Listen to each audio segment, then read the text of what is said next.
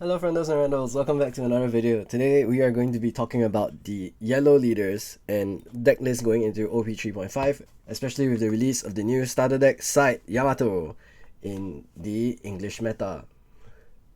This is the Japanese version, so the box is a little bit smaller. It's about the same size as the leader card, as you can see. It's really cute.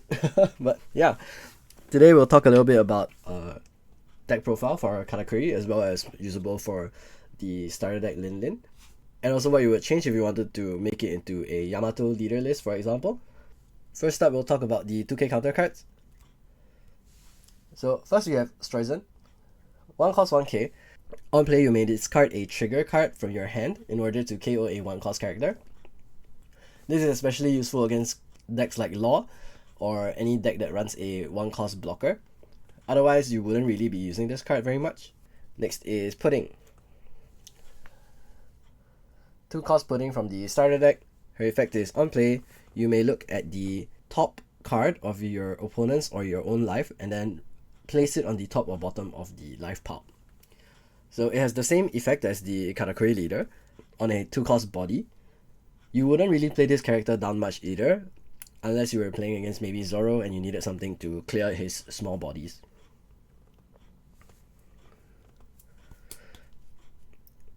Next is Sanji. 4 of the 2 cost Sanji, so total of 12 2k counters. Sanji's effect is Dawn times 2 when attacking. You may take the top or bottom card of your life and add it to your hand, and then after that take the top card of your deck and add it to your life pile.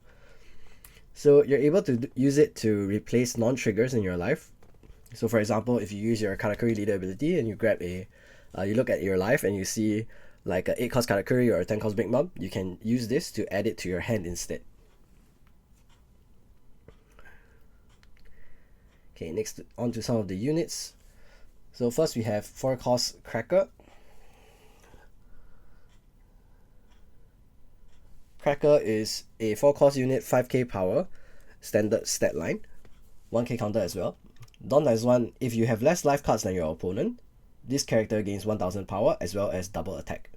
So it's a very devastating card to hit off trigger on the first life. I'm sure many of you have had the displeasure of facing that.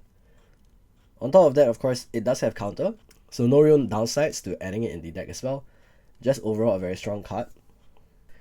Next is 4 of the 4 cost vanillas. In this case, I'm running a split between Baron Tamago and Opera. But we all know Baron Tamago is better. So 4 cost vanillas are very good in general. The 6k stat line means it's harder for your opponents to hit into it compared to hitting into your leader. And against Newgate, you're able to hit into the leader without any Dawn investment, which is also great. Now for one new card from the ST09 starter deck, we have the 5 cost vanilla Yamato. So again, vanilla's good. Vanillas are the most efficient stat line wise. 5 cost for 7k power as well as 1k counter. Although they don't have any fancy effects, just being a big body is actually very significant. Again, can hit into Newgate without any Dawn investment. And against any other leader, it hits into a 5k leader for a 3k counter minimum. So at least 2 cards guard or 1 Dawn investment. So very, very good. Next, we have the Searchers. So first we have the 1 cost Pudding Searcher. So 1 Dawn, look at the top 4 cards of your deck and look for Big Mom Pirates or characters named Sanji. So of course, Searcher's good. Helps you find your key cards as well as cycle through your deck. It's also interesting that, of course, for lore reasons, she finds Sanji cards as well, and it makes cards like the 2 cost Sanji as well as the future 4 cost Sanji more playable. Okay. Next, 3 cost Paraspero, 4 of him as well, so you can have 8 units that come off of trigger as well. Hitting many of these, of course, is very annoying because he has an on KO effect, which allows you to search the top 3 cards of your deck for Big Mom Pirate. So it doesn't feel good to get rid of him either, unless you're blue and you can send him to the bottom of your deck or back to hand or something. So very strong card. Here is a fan favorite Thunderbolt or Raite. 2 cost main event.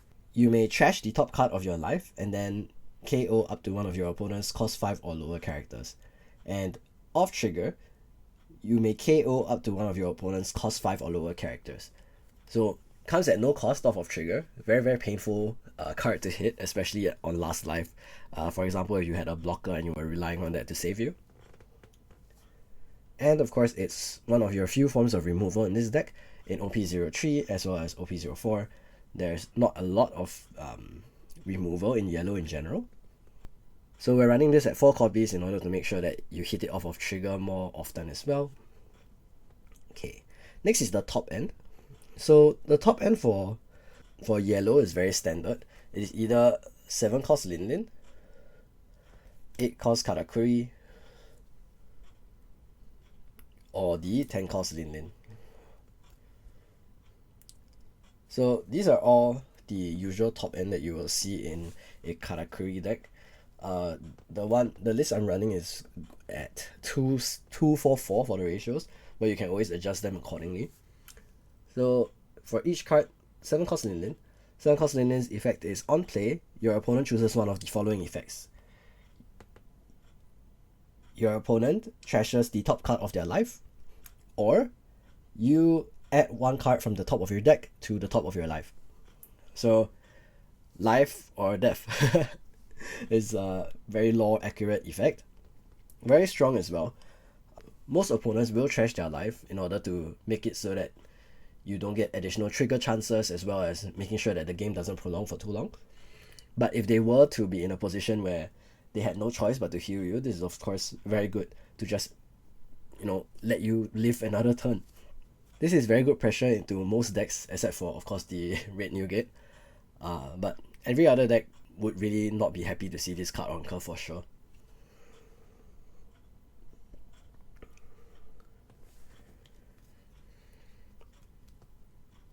Eight cost KATAKURI. His effect is on play, send up to 1 8 cost or lower character to the top or bottom of its owner's life face up.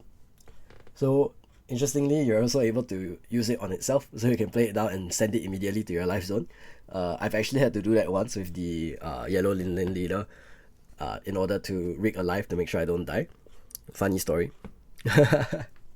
But yes, this is the other big removal that you have in yellow decks right now. So other than this, for removing 5 costs, you have this to remove 8 costs.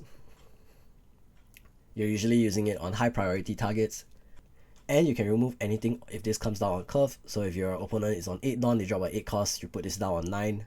If your opponent is going first, they play a 7 cost, you put this down on 8, remove the 7 cost. So very, very strong card.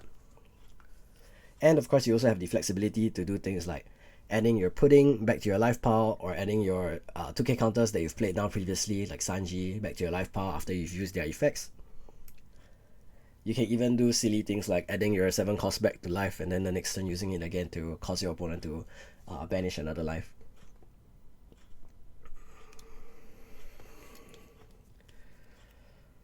Lastly, we have the most powerful yellow card in the game, Charlotte LINLIN. Effect is, on play, if your leader is a Big Mom Pirates type leader, your opponent trashes 1 life and then you add 1 life from the top of your deck to your life. So very, very powerful effect. Instant 2 life differential just by playing this card down. It is of course a 10 cost unit, but still that effect is very, very potent, does a lot of damage. Lastly, we have 2 copies of Shirahoshi. Shirahoshi is 5 cost, 0 power. Her effect is on play, draw 3 cards and then discard 2 cards. So graceful charity of this game. Draw 3 cards, discard 2 cards is very, very potent, especially in a deck like this where there's a lot of no counter cards. As you can see over here, the total number of no counter is already at 18. Sorry. As you can see here, the total number of no counter is at 18. So being able to filter some of these out is very good. Especially if you're playing the LINLIN as well, you can send it to life yourself, so you don't have to just rely on it being there out of luck. If you're also desperate, on your 6 Dawn turn, you can just play her out raw, and then return her to life with your KATAKURI the following turn. Lastly, we have Charlotte Brûlée. Charlotte Brûlée's effect is, she is a 3 cost 1k power blocker, and on trigger you may just play this card. So very good at late game preventing lethals, and making your opponent have to play around it when trying to calculate for lethal as well. So yellow, of course, is very frustrating because when it comes to trying to deal with lethal calculation as well as playing around various triggers, there's a lot of things that you have to play around. So for example, if you're aware of hand cards, if you have knowledge of your opponent's hand and then they hit Shirahoshi, suddenly you lose that advantage. Or if you have a certain number of attacks and then they hit Brule, now you have to have one additional attack in order to pass through. If you calculated that you would have enough counter next turn and then they hit a unit, suddenly you don't have enough. Or if they hit the Thunderbolt and then KO one of your blockers and suddenly you're in trouble, or KO one of your important attackers and then that causes you to miss lethal, and that's also very painful. This is actually a very not like me list. As you can see, it's a very 4 of everything and then just a couple 2-offs at the end. It's also possible to just change this to 2 more copies of these. So at the end of the day, I don't play a lot of yellow in general, but I do want to recommend you the usual list as well as what are some alternatives that you can run as well. So with the new starter deck coming out, Narikabra Arrow also came out. This event is a 1-cost event. If you are at 2 life or less, give one opponent's character or leaders minus 3000 power. So notably, it is a power reduction, not a positive on yourself, which means it's more potent against decks like Red Green Law as well as Kid or Lucci, things that attack twice in the same turn. Personally, I don't think this is a card that you would want to include in Katakuri, mainly because you are usually playing things on curve and then you don't really have extra Dawn in order to use it, especially in the later stages where you're just trying to chain 10-cost mums repeatedly. Also, needing to be at 2 life is quite a tough ask for Katakuri since you will constantly be healing. I did like it in the yellow LINLIN because her leader effect already encourages you to be at 3 life in order to use it every turn. And I also like it in Arlong as well as the black yellow LINLIN. Since they are both 4 life leaders, it's much easier to hit that 2 life threshold as well. But in Katakuri, for now, I wouldn't recommend using this card. So yeah, that's the list for now. In OP03.5, this is what I would recommend that you run. I think for a Yamato deck list, you would just replace the 4 10-cost Big Mums with 2 of the 7-cost Big Mum as well as 2 more large units. Either more vanillas, or you could also run the Rush Katakuri, or you could also run other cards like more Brule, more Shirahoshi, or even the blocker Galette. And there you have it. That is the deck list for OP03.5, Katakuri, LINLIN, and Yamato. As you can see, the yellow deck lists are all fairly similar. They don't have that much variation in between. There are a few tech slots, of course, based on preference and what you think is good for your current meta. But I think in general, most of yellow lists, especially in OP03, are pretty much solved already. That being said, I do have another video coming up just highlighting the different upgrade paths into OP04 for this deck. So make sure to subscribe so you will see that when it comes out. If you like this video, make sure to drop a like as well as follow me on X as well as Twitch where I do stream occasionally. I do have a lot of other OP04 as well as OP05 content coming up. So make sure to stay tuned. And thank you so much for watching. Peace out.